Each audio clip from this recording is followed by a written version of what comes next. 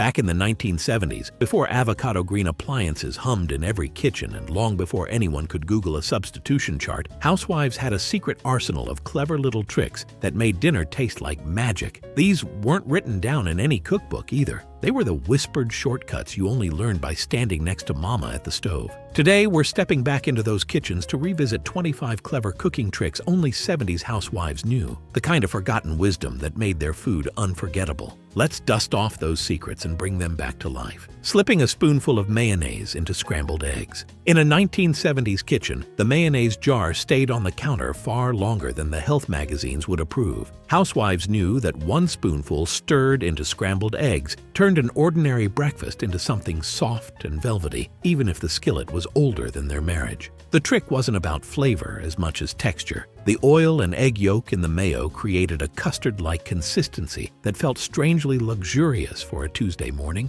Kids never questioned why Mama's scrambled eggs tasted richer than the ones at the diner. She'd whisk them in a Pyrex bowl, the same one with a crack running down the side that she refused to throw away. The mayo blended right in, disappearing like a magic act. It stretched the eggs a little further, too, which mattered in a decade when grocery money had to be watched closely. The smell that hit the kitchen as the mixture hit the warm skillet became part of the morning routine. Housewives didn't call it a trick. It was simply how you make eggs taste right, and once you knew it, you never forgot it. That silky texture was a small luxury tucked inside everyday life. Dusting cake pans with powdered sugar instead of flour. Before nonstick bakeware and silicone mats showed up in every home, women relied on tricks they learned from their mothers to keep cakes from sticking. One of the smartest was dusting the pan with powdered sugar instead of flour after greasing it. Flour worked fine, but powdered sugar created a thin, sweet crust that kissed the edges of a cake with just enough caramelization to make guests whisper, "What's your secret?"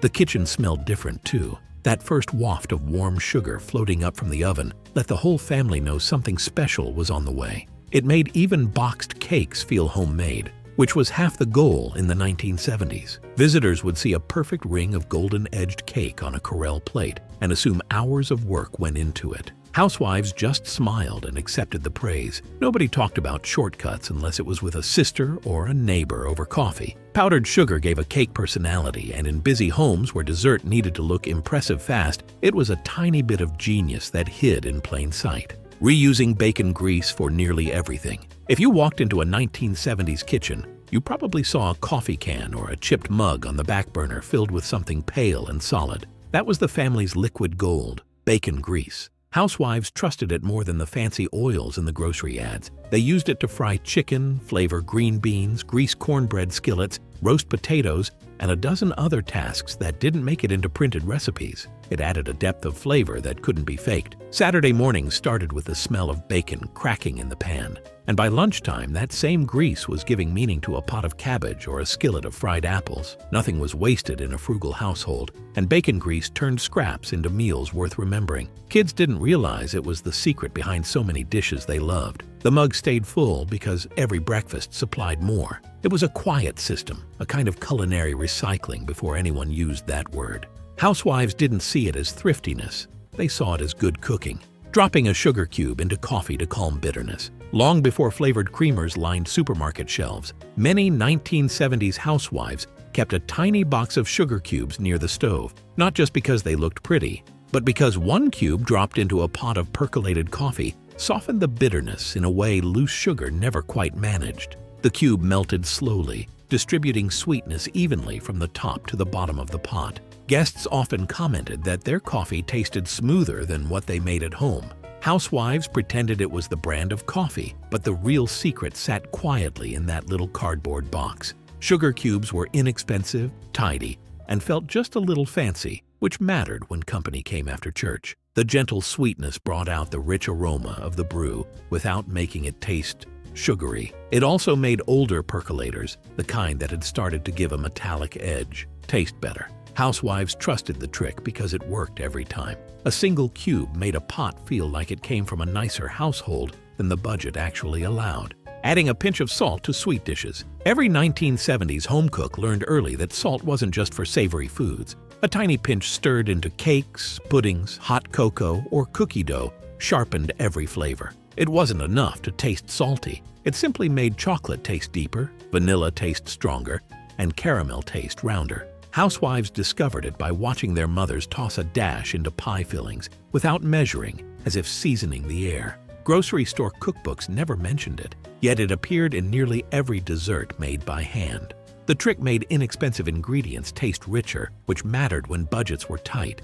Even store-brand chocolate chips perked up with just a few grains of salt. Kids didn't know why Mama's chocolate pudding tasted better than the instant one in the commercial. She stirred it in with the quiet confidence of someone who had done it 1,000 times. It was a small detail that changed everything, the kind of knowledge passed from one generation to the next with no need for explanation. A pinch of salt brought balance, and balance was the heart of every good dessert. Pouring leftover dill pickle juice into potato salad. In a 1970s kitchen, nothing went to waste, not even the cloudy brine left at the bottom of a Kroger pickle jar. Housewives learned that a splash of dill pickle juice transformed potato salad from heavy and bland into something bright enough to wake up the whole bowl. They'd pour just a little into the still warm potatoes so the brine could soak in before the mayonnaise and mustard ever touched the mix. The result was a flavor that tasted like summer picnics and church socials even in the dead of winter. It cut through the richness without making the dish taste vinegary. Neighbors who tried to recreate it could never figure out why theirs tasted flat. Housewives just said, "You have to season it while it's warm," but that was only part of the secret. They knew the brine carried garlic, dill, and peppercorns that worked harder than any bottled seasoning blend. The trick made a simple bowl of potatoes feel alive. It was a tiny move that added personality to a dish almost everyone took for granted. And once you learned this shortcut, you never looked back. Tossing a slice of Wonder Bread into the cookie jar to keep cookies soft. Before airtight containers and resealable bags, keeping homemade cookies soft for more than a day required a bit of kitchen creativity. Housewives figured out that slipping a slice of soft white bread into the cookie jar worked better than any fancy storage method. The bread absorbed the air's moisture and kept the cookies tender while sacrificing itself in the process. Kids always wondered why there was a random piece of bread tucked under the snickerdoodles. Mama would just say, "It keeps them fresh," and that was that. The trick was simple, reliable, and cheap, which meant it fit perfectly into the era's frugal mindset. It worked on oatmeal cookies, ginger snaps, and even brownies when they started to dry around the edges. The bread never flavored the treats. It simply acted like a little kitchen guardian that kept the batch from going stale too quickly. Housewives trusted it because it always worked. It was one of those small domestic miracles that didn't need explaining. Adding a drizzle of vinegar to pie crust for extra flakiness. Pie crust was the pride of any 1970s home cook, and achieving the perfect texture was something that separated the casual baker from the seasoned one. Those in the know added a tiny spoonful of vinegar to the cold water before mixing the dough. The acid helped keep the gluten from toughening, which made the crust break into layers instead of settling into a dense slab. Housewives didn't talk much about this trick. It was one of those guarded pieces of knowledge handed down from their mothers or found scribbled in pencil on an old index card. The dough felt smoother between their fingers, easier to roll, and more forgiving on a hot day when the kitchen window let in too much sun. When guests bragged about the pie at a church dinner, they had no idea that vinegar helped make every bite delicate. Even store-brand shortening worked better with the trick, which made it indispensable. It was kitchen chemistry without the lab coat, and housewives used it like second nature. Wetting the back of a label to remove it cleanly from jars. Back then, every household had a drawer full of jars waiting to be reused for leftovers, buttons, bacon drippings, or homemade dressings. Getting the labels off, though, was a chore unless you knew a certain trick. Housewives discovered that wetting the back of a paper label loosened the glue faster than soaking the whole jar. They'd run a damp dishcloth across the backside, wait a moment, and peel it off in one smooth motion. The jar came out clean and ready for whatever new life it would have in the kitchen. This method saved time, water, and frustration, especially when preparing jars for homemade jam or gifts of spiced nuts at Christmas. Kids thought their mothers were magicians when a stubborn label vanished without a struggle. The trick was simple, neat, and reliable in a decade when recycling wasn't a buzzword yet. Housewives simply believed every jar had more to give, and with this little move, they proved it. Dropping a whole onion into a pot of beans. Beans were a staple in many homes, especially when money was tight or the family garden produced more than they could eat. To coax maximum flavor out of a pot of pintos or navy beans, housewives often dropped a whole peeled onion into the simmering water. No chopping, no tears, no fuss. The onion softened slowly, releasing sweetness and aroma that spread through the entire pot. Once the beans were done, the onion was lifted out with a spoon and discarded or mashed into the beans for extra depth. This trick created a background flavor that tasted like it took much more work than it did.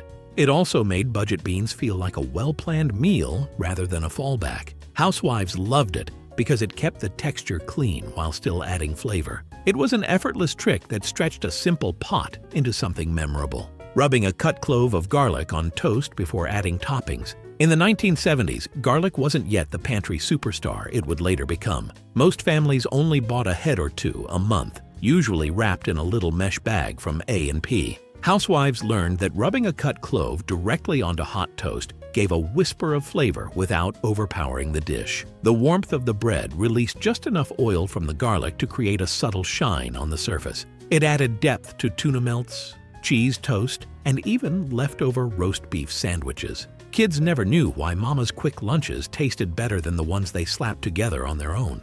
The trick felt almost European, a detail picked up from a magazine clipping or a neighbor who fancied herself worldly. It gave everyday ingredients a boost without adding cost. The faint scent of garlic drifting across the kitchen felt like a luxury in a decade when recipes weren't yet bold with flavor. Housewives relied on this small flourish to make simple meals memorable. It was quiet elegance in the form of a single clove. Running hot water over a dull knife to slice softer foods. Before ceramic blades and knife sharpeners became commonplace, many housewives fought daily battles with dull kitchen knives that had been around since their wedding showers. A clever workaround was to run the blade under hot tap water for a few seconds before cutting softer foods like cheese, tomatoes, or butter-heavy baked goods. The warm metal slid more easily, keeping slices neat and preventing everything from squishing. It worked so well that many women used the trick even when company wasn't looking. The hot water softened the resistance without altering the food.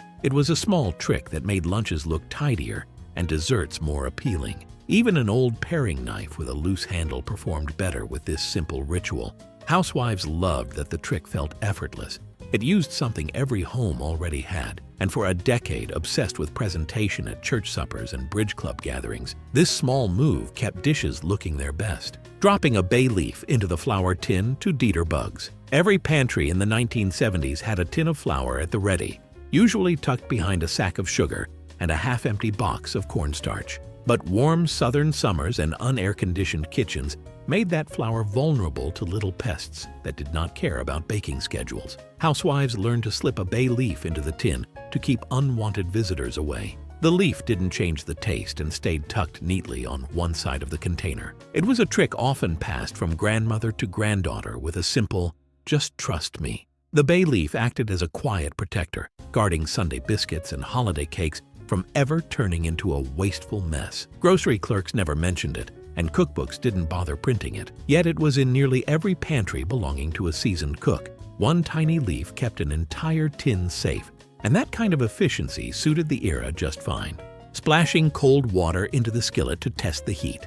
Before digital thermometers lined kitchen drawers, 1970s cooks used instinct and observation to know when a skillet was ready. One of the most trusted methods was flicking or splashing a few drops of cold water onto the surface. If the droplets danced, the skillet was hot enough. If they sat still and evaporated slowly, the cook waited. This trick helped prevent burned onions, soggy fried potatoes, and thin pancakes that stuck to the pan. Kids loved to watch the water skitter around like tiny silver beads. Housewives relied on this test because it worked with cast iron, aluminum, or any pan that had served the family for years. It was a ritual of timing, something practiced daily until it became second nature. The sound of the sizzle told the cook everything she needed to know. It was a language of the kitchen that didn't require tools or gadgets. Saving orange and lemon peels for natural fragrance. At a time when air fresheners were still clunky aerosols with overpowering scents, housewives used citrus peels to freshen their kitchens naturally. After juicing oranges for breakfast or slicing lemons for tea, they saved the rinds in a small bowl on the windowsill.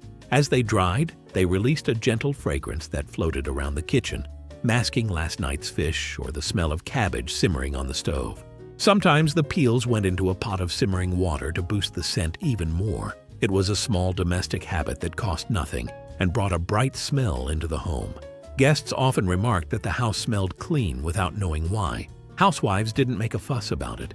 They simply enjoyed the tidy little trick. In an era of constant homemaking, details like this helped a kitchen feel welcoming. The soft citrus aroma became part of the home's personality, lingering long after the peels had done their job. Using a plastic bread bag as a makeshift piping bag. Back then, housewives didn't run to the store for specialty tools unless it was absolutely necessary. When it came time to decorate a cake, fill deviled eggs or pipe mashed potatoes into tidy rosettes, they reached for something already in the drawer: an empty bread bag. After trimming a tiny corner off the bottom, the bag became a surprisingly reliable piping tool. It handled frosting just as well as anything from a bakery supply shop. The plastic was sturdy enough to hold its shape but soft enough to squeeze easily. Kids watched with awe as Mama guided out perfect ribbons of frosting across a birthday cake made from a boxed mix. The trick also saved on cleanup, a blessing in a decade when dishwashers weren't yet common. The bread bag carried a faint aroma of the loaf that once lived inside it, a reminder of thrift woven into everyday tasks. Housewives used what they had because it worked, and most of the time, no one suspected the decorations weren't made with fancy equipment. Pouring leftover coffee into ice cube trays. Coffee was a daily ritual in many 1970s homes, brewed in a percolator that filled the kitchen with a rich, unmistakable aroma. Any excess was too precious to pour down the drain. Housewives discovered that freezing the leftovers in ice cube trays created a supply of coffee cubes perfect for iced drinks or quick mocha-style desserts. When added to a glass of milk, the cubes melted slowly, turning an ordinary afternoon treat into something surprisingly indulgent. Some women added a sprinkle of sugar or a dash of cocoa before freezing the trays. It was a clever way to stretch a small luxury without spending more at A&P. Guests who visited on hot summer days often wondered why the iced coffee tasted smoother than their own. The answer sat quietly in the freezer, disguised as a tray of brown cubes. It was a simple trick that turned thrift into flavor, a signature move of the era's resourceful homemakers, sprinkling salt over a burned pot to loosen the char. Burned pots were an inevitability in busy households filled with children, errands, and meals cooked on stoves that didn't always hold a consistent temperature. Housewives learned that sprinkling a generous layer of table salt over the burned bottom helped draw out the charred residue. After letting it sit for a little while, they scrubbed with far less effort than before. The salt acted like a gentle abrasive without scratching the surface of enamelware or stainless steel. It also absorbed some of the lingering odor from the burnt food. Children never understood how a pot that looked ruined at breakfast could be cleaned by supper. The trick saved time, money, and the frustration of thinking a favorite pot was beyond repair. In an era when replacing cookware wasn't always in the budget, keeping everything usable mattered. Housewives took pride in stretching the life of their tools, and this salty secret earned its place beside the stove. Adding a dash of cold water to fluff up scrambled eggs. Scrambled eggs in the 1970s didn't always rely on dairy to get their lift. Many housewives used a small splash of cold water instead of milk, whisking it in until the mixture foamed lightly.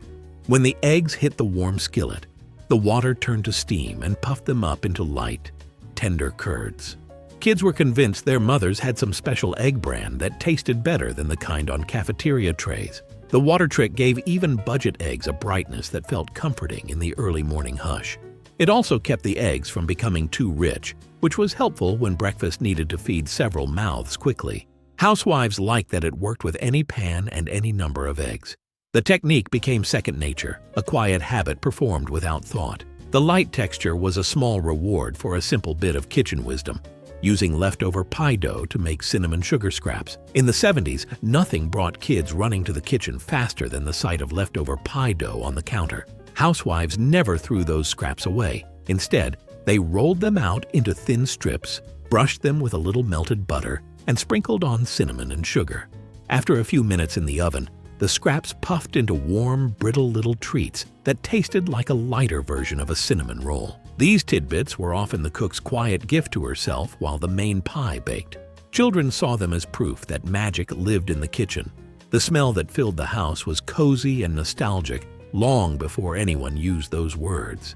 Housewives appreciated how such a small habit made the kitchen feel warm and generous. Nothing wasted, everything enjoyed. Those scraps were often remembered more fondly than the pie itself. Wiping down cast iron with salt instead of soap.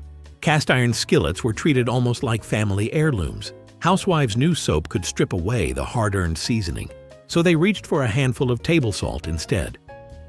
The coarse grains acted like tiny scrubbers, lifting off stuck bits of food without harming the pan's glossy surface. After a few passes with a damp cloth, the skillet looked practically new. Kids didn't understand why Mama insisted on this step, but they knew the skillet made the best cornbread, fried apples, and Sunday potatoes. The salt left behind a faint mineral scent that faded as soon as the pan warmed on the stove again.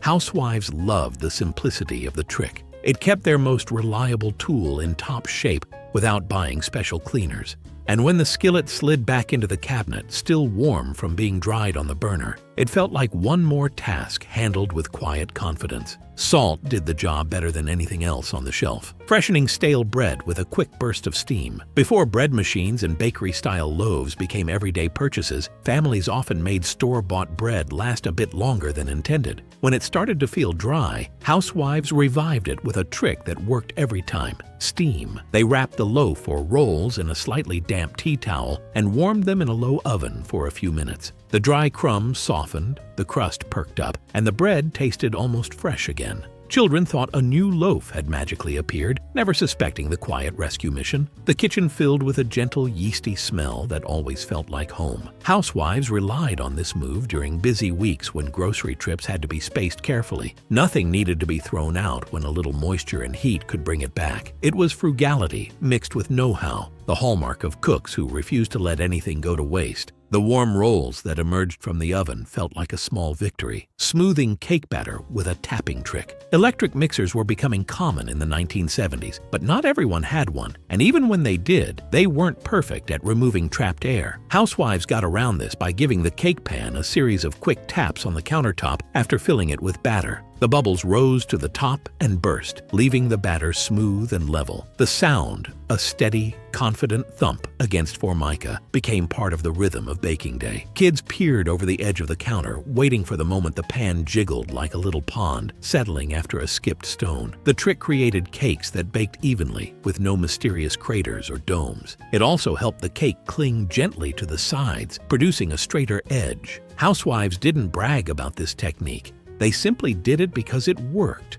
It was one of those invisible steps that made their desserts look unexpectedly professional, adding a pat of butter to leftover gravy to bring it back to life. Leftover gravy could thicken or separate overnight, especially if it was stored in one of those old glass refrigerator dishes with the heavy lids. Housewives learned that reheating it with a small pat of butter smoothed out the texture instantly. The butter melted and coaxed the gravy back into a glossy, pourable sauce that looked as good as it had the day before. Sometimes they added a quick splash of water or broth to adjust the thickness. Children didn't know the gravy they were enjoying over leftover potatoes was technically reheated. The rich smell filled the kitchen just as it had the first time it bubbled on the stove. This trick kept weeknight meals from feeling like repeats, something every homemaker tried to avoid. It was another small act of kitchen revival that cost almost nothing, and it saved more than one dinner from being dry or dull. Shaking pancake batter in a jar for faster mornings.